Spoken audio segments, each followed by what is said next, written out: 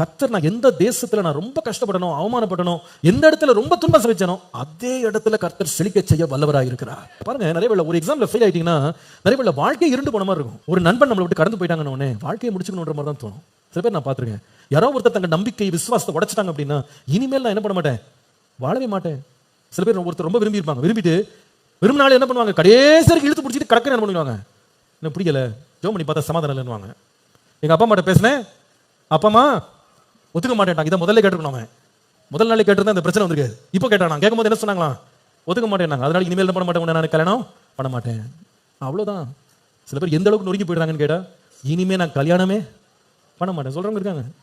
ஏன்னா அவங்க என்ன பார்க்குறாங்கன்னா, இந்த பிரச்சனையை தாண்டி என்னால் இனி வாழ்றதுக்கு நம்பிக்கையே கிடையாது, இனிலாம் நான் தப்பி பிழைக்கவே முடியாது, நான் முன்னேறவே முடியாது, நோ பொட்டன்ஷியல், அவ்வளோதான், முடிஞ்சு போச்சு, எல்லாமே முடிஞ்சு போச்சு.